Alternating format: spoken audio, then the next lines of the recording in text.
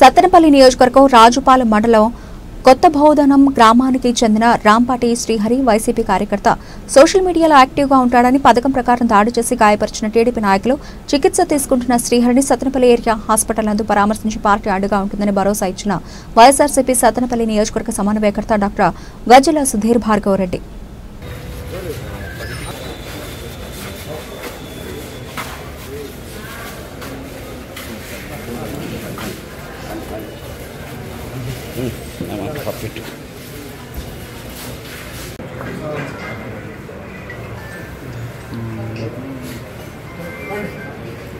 కొత్త బోధనలో రాంపాటి శ్రీహరి వైఎస్ఆర్సీపీ కార్యకర్త సోషల్ మీడియా బాగా యాక్టివ్ ఉంటాడు.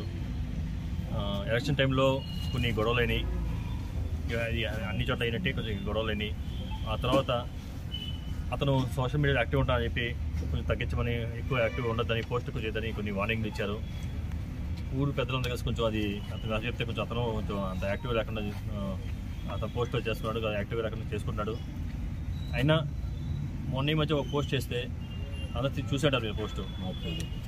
మొన్న 5వ తారీఖు మార్చి 5వ తారీఖు ఒక పోస్ట్ పెట్టారు. అదేంటంటే ప్రస్తుతం సీఎం గారు చంద్రబాబు గారు అందరికీ ప్రజల మధ్య స్టేజ్ మీద తెలిసి కానీ తెలియక కానీ వైసీపీ కార్యకర్తలకు ఎవరికి ఎటువంటి సహాయం చేయొద్దని ఒక పోస్ట్ ఆయన చెప్పిన స్పీచ్లో అది ఇట్లా ఎట్లా చేస్తారని చెప్పి ఒక పోస్ట్ పెట్టాడు. అందులో తప్పేం లేదు. మనం అందరం చూస్తూ ఉంటాం. 2019లో జగన్ గెలవగానే ఎవరు పేద కుటుంబానికి ఏదైనా సరే నాకు ఓటు వేసినా ఓటు అయిపోయినా ప్రతి ఒక్కరికి సహాయం అందాలి, ప్రతి ఒక్కరికి అన్ని పథకాలు పోవాలని చెప్పారు.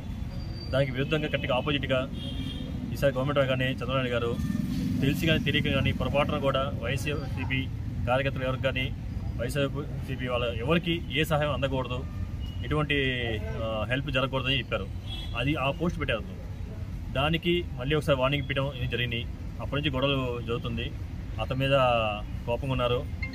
మొన్న సాయంత్రం 8 గంటలకి అతను టీ స్టాల్లో టీ తాగి ఆటో ఎక్కగానే ఒకడే దొరికాడని చూసి తోట ఆంజనేయులు, తోట నరసింహస్వామి, వేల్పూరి నరసింహరావు అనే టీడీపీ కార్యకర్తలు అక్కడ లోకల్లో కాపు కాసి అతన్ని ఒంటరిగా దొరకడం చూసి ఆటో ఎక్కగానే ఆటో డ్రైవింగ్ సీట్లో కూర్చోగానే అతన్ని చుట్టుముట్టి కొట్టడం జరిగింది. ఆటోలోంచి బయటికి లాగి కింద పడేసి నడుము మీద ముక్కు మీద కొట్టడం జరిగింది. ముఖ్యంగా రక్తం కావడం జరిగింది. అతను ఇప్పుడు కూర్చున్నా కానీ నెట్లో సరిగ్గా కూర్చోలేకపోతున్నాడు. అదే కంప్లైంట్తో అతను పోలీస్ స్టేషన్కి వెళ్ళేసరికి ఆల్రెడీ కొట్టిన వాళ్ళు అక్కడికి వెళ్ళి కంప్లైంట్ చేయడం జరిగింది. పోలీసులు కూడా ఇతనికి ముఖం నుంచి ముఖంలో రక్తం చూసి అతన్ని ముందు మీరు వెళ్ళి హాస్పిటల్లో జాయిన్ అయితే హాస్పిటల్ వచ్చి చూసుకోవడం జరిగింది. ఇక్కడ వచ్చి ఎంఎస్సీ జరిగింది.